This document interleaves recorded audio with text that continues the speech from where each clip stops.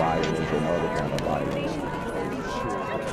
Get away! I could be at work, at school, in my car, and I can still get shot by the police, but I can get shot anywhere. So it is what it is.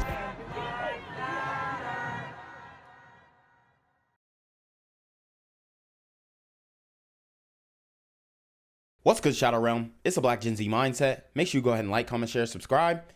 6 months since a local father was gunned down in Jacksonville Beach. Someone shot 33-year-old Jared Bridegan at close range. This is video from the scene that night. He was driving near the Sanctuary neighborhood in South Jacksonville Beach with his toddler daughter, that is, in the back seat of the car. News for Jax reporter Vic Michelucci has been on the case since day one, and Vic spoke with Bridegan's widow yesterday. Today, he gets new details from detectives. It's the murder case that still haunts the Jacksonville Beach community.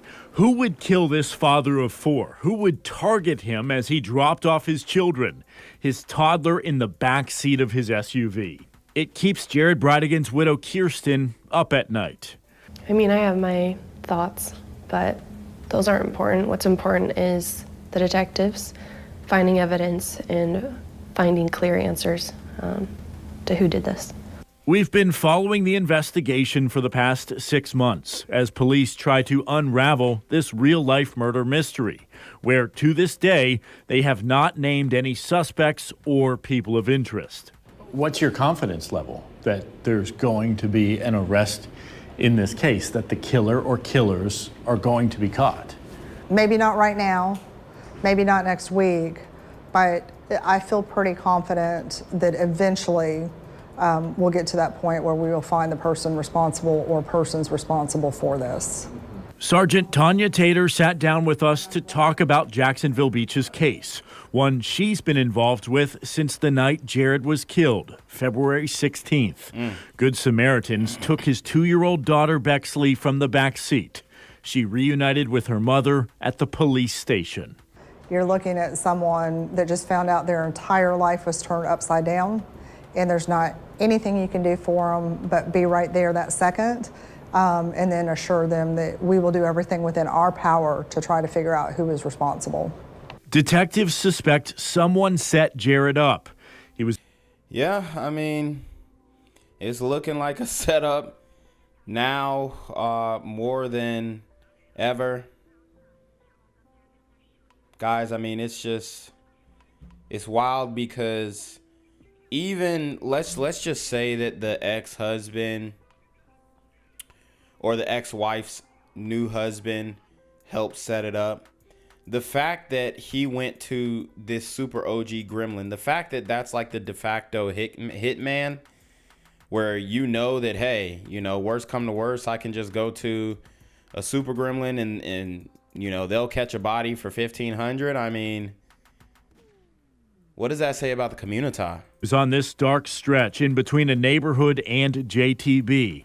The killer likely planted this tire in the road and shot the father several times as he stopped to move it. So it looks like someone specifically set out to kill Jared Bridegan. Yes, it does look that way. That's what evidence is leading us to believe. Investigators processed that tire, sent bullet casings to a ballistics lab, and they are still looking for this Ford F-150 seen in the area around the time of the crime. What kind of digital footprint is there? Are there phone records? Is there GPS? Are there searches that might play into this case? So all I can say is there's a lot of forensic evidence that we're going through. I can't get specific with it. Investigators are not ruling anyone out. They're looking at Jared's past history, the route he took, the fact that he just dropped his 2 older children off at their mother's house up the road. I just continue to ask for prayers, not even for us, but for the detectives, that they will find what they need to catch the people behind this. His widow not giving up. I'm Vic Michelucci, Channel 4, the local station. Yeah, Anthony, neighbors knew something was going on because they've seen police around here several times in the past 6 months or so, and certainly interested in what was happening, and now they have a little bit of those answers. But as you mentioned, there's still so many questions in this case, and we got an opportunity to hear from police today, but weren't able to ask a ton of questions of them, so still looking for more of those answers, and it certainly seems like we're going to have more dominoes to fall here. The ruthless homicide has pained our community, and of course Kirsten and Adam, who are here with us today, along with their brother Justin, and the rest of Jared's family and friends who mourn his death. After nearly a year of investigating, Jacksonville Beach Police Chief Gene Paul Smith could answer some questions the department has tirelessly been digging for. Smith says 33-year-old Jared Bridegan was wrapping up a weekly date night with his 9-year-old twins and 2-year-old daughter in Jacksonville Beach. After dropping the twins off at his ex-wife's house, Bridegan came across a tire blocking his way while on his way home. When he got out to move it, police say he was shot multiple times and killed, with his daughter in the back seat. Damn. This was a planned and targeted ambush and murder. Police arrested Henry Tenen and charged him with second-degree murder, conspiracy to commit murder, child abuse, and accessory after the fact. According to a current rentee, Tenen lived on Potomac Avenue until moving out last February, the same month as the murder. Property records show the house is owned by Bridegan's ex-wife's new husband, and a current resident says he hasn't seen Tenen since August of last year. So could he have given him some of the proceeds from the sale of the house? Because that would be wicked. Because he's been in jail after a traffic stop. That current tenant didn't want to go on camera, but says he's had police at his home 3 times since August, and they told him they were looking for DNA, a weapon, and a truck. State Attorney Melissa Nelson. We know Henry Tenen did not act alone. So as I mentioned that story there, Tenen is already in jail after that traffic stop in August, so he was arrested in jail today, but will make a first appearance on those 4 new charges tomorrow. And as for Jacksonville Beach, the chief mentioned that they've got a lot of feedback from the community out here on the west side, out at Jacksonville Beach, and he's just hoping that they can continue to provide more resources to them as they need more information and anything that has to do with Tenen and this case. On the west side, Zach Wilcox, First Coast News, on your side. Yo, what's good, BGZM News 17 family? I'm at the corner of Jesse Jackson and Marcus Garvey, and I got some bad news for you. As you can see, I lost my job. I'm out here living in cardboard boxes outside of boarded up vacant homes. YouTube said I'm done getting money out here in these streets. They even took my funky ass suit. So anything right now would help. So go ahead and hit that Cash App, hit that PayPal, hit that GoFundMe, hell, cop the merch. Or if you want to make the long-term commitment to the Jinquavius Jackson Fund, join the Patreon so that I can continue to put out top-notch content each and every day. Also, check out the Rumble, where there is absolutely no censorship. Link in the description box below. Hey, yo, ain't that nigga Jinquavius? Yo, I recognize. No, that's not me no more. Hey, yo, run your property. Y'all terrible with this shit. Do the opposite of Antonio Brown and take What all your more do you want from me? In February of this year, 33-year-old father Jared Bridegan was gunned down in front of his 2-year-old daughter. It's a murder that stunned Jax Beach neighbors, which have rallied behind his widow and 4 children. Now, some tabloids have cast suspicion on his ex-wife, Shanna Gardner. Those tabloids followed and photographed her and questioned her innocence. And Gardner has not spoken publicly to anyone about Bridegan's murder until now. And tonight, in the only TV interview she says that she will be doing, Action News Jack's Kristen Rary has the exclusive interview with Gardner. As her innocence has come into question, Shanna Gardner spoke to me in the only TV interview she says she'll be doing to tell her side of the story. I do want people to understand, where I'm coming from. Almost 5 So this is the ex-wife. Here we go. months after Jared Bridegan was murdered in the street in front of his 2-year-old daughter, we spoke with his ex-wife, who has not commented publicly so far.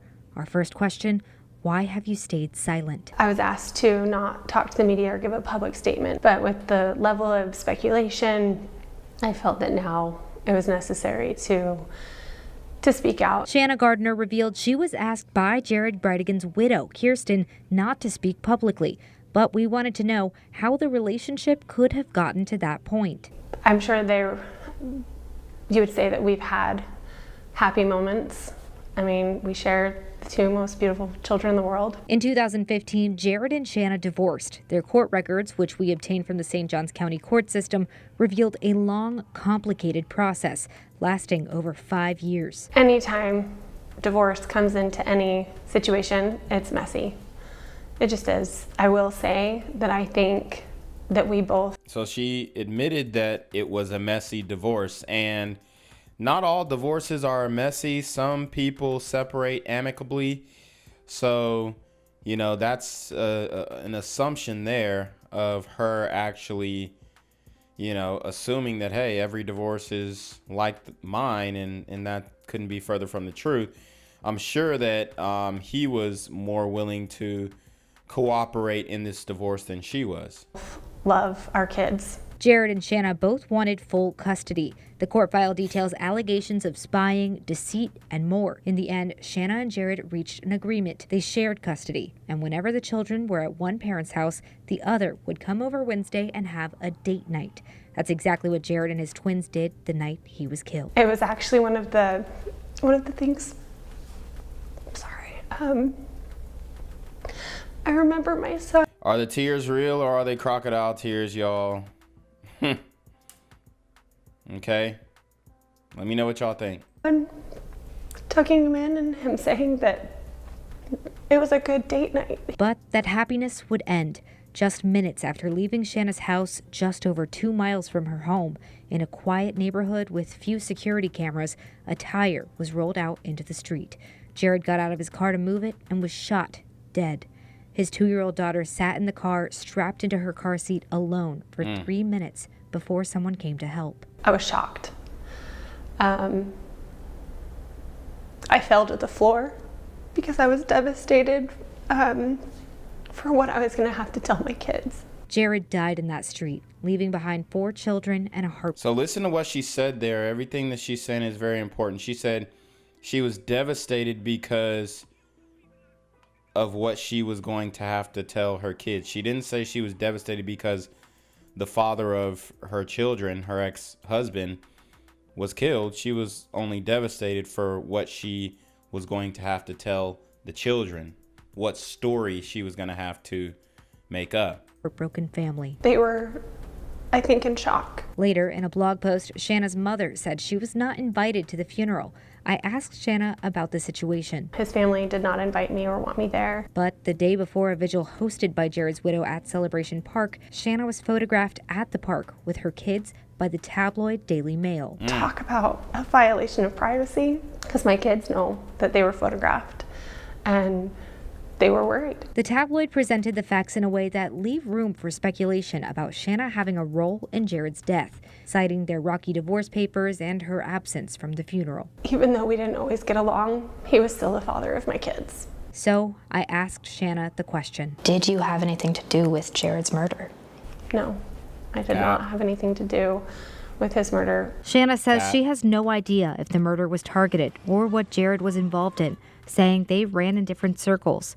But Action News Jax reported in June, Shanna had hired criminal defense attorney Hank Cox. He was referred to me by several friends, and ultimately my kids' images and videos were being used in the media without consent. Shanna said Cox was hired to protect her kids. I asked her if she thinks she will face criminal charges. She says no, that she's cooperated with detectives. Do you have any idea who might have done this? I do not have any idea. And she does have an arm sleeve tattoo, so that's definitely a red flag.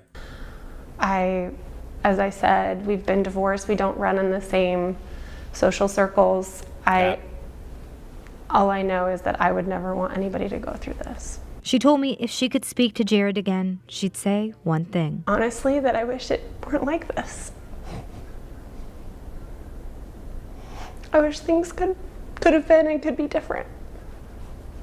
And Shanna told me despite this happening in her neighborhood, despite many people around her discussing the case, she has no intention of leaving Jax Beach or Jacksonville. Meanwhile, police continue their search for the killer and they ask the community for any help it can provide. For local coverage you can count on, in the studio, Kristen. Well, she moved to Washington, so apparently she did have intentions on leaving. Rary, Action News. Gang violence and other kind of violence.